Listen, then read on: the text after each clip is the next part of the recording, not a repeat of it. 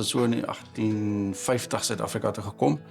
My voorouers was, hulle het die hotelle besit, en toe het my paar geslagte terug, ek dink 4 geslagte terug, op 'n plaas gaan werk as 'n nie bestuurder nie, maar net om kennis op te doen. En toe die plaas gekoop in 1918, so van 1918 af is ons op die plaas, so dit is nou 108 jaar. Ja, ons boer met Angora bokke vir die bokhaar. Is 'n uitvoerproduk, dis hoekom ek besluit het om met hulle te boer, en ons het met hulle geboer vir 100 jaar, maar dis is goed om 'n uitvoerproduk te hê. En dan boer ons met dorpers, dis natuurlik vir vleis, hoofsaaklik lammers wat ons verkoop. En dan beeste, ons is nie regtig 'n beesare nie, maar beeste is goed vir die bestuur van die veld, en dis hoekom ons begin het met beeste, en soos die veld verbeter het die beeste getalle vermeerder op die plaas, want ons het beter gras en goed gekry. En dan doen ons lucering as 'n kontant gewas, as ons water het. Maar dit is baie wisselvallig, depending on the water supply. Ja, kyk, die Karoo is maar bekend vir sy droogte, so ons is heel gewoond om met dit te boer, en ons beplan daarvoor. Maar dis wanneer jy daar uitsonderlike droogtes kry wat baie jare aangaan, en in 2010 se droogte was op daai stadium ons langste droë tydperk gewees. En ons moes maar aanpas, maar dit ongelukkig was nie die laaste nie, en net so 3-4 jaar later toe begin die volgende droogte, wat toe die langste droë tydperk het, in ons 100 paar jaar op die plaas, en dit was 7 jaar. En dit was baie moeilik geweest. En omdat ek toe nie lucering gehad het, en lucering baie duur was om te koop, het ek toe die chipper shredder gekoop om bos tot kos te maak.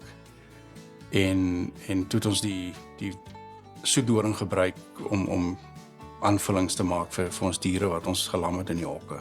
Maar dan sit ons ook byvoeding by, sit melasse by en proteïene om het meer voedingswaardig te maak.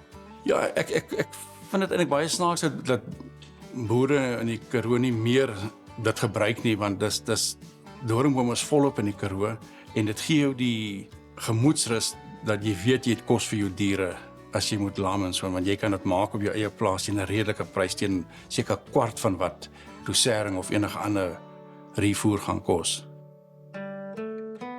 Sekere plase in die distrik se veiding en se veld het vir my gesonder gelyk en beter gelyk as ons en ek het 'n bietjie navorsing gedoen en met die manne gaan praat, die bure, en gehoor wat doen hulle, en meeste van die plase wat ek uitgekies het is mense of boere wat holistiese bestuur toegepas het. En ek het toe besluit om die kursus te doen. Ek het dit eers in 96 gedoen, maar ek het in 91 die boeke gelees en begin toepas van dit. Ja, dit was 'n eye-opener geweest, en dat baie dinge begin sin maak.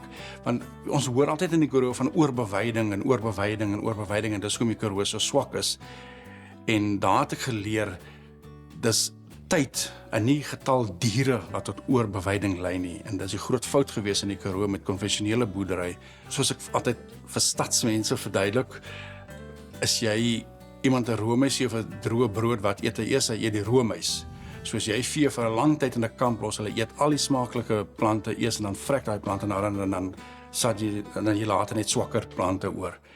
En wat holistiese bestuur doen, is jy beplan jou beweiding. Ek het gegaan van 11 kampe op die plaas na amper 100 kampe, en nou bestuur ons beweiding. Dit is nie perfek nie, maar die verbetering is astronomies. Ons het ons draagkrag geweldig verbeter. Dit was op 'n stadium met 'n Grootfontein gekry om te kom toets, en hulle het saamgesê maar die weiding verbeter, so dis nie net my eie observasie nie. En ons het baie punte wat ons monitor, wat ek foto's neem, en wat ons planttellings doen.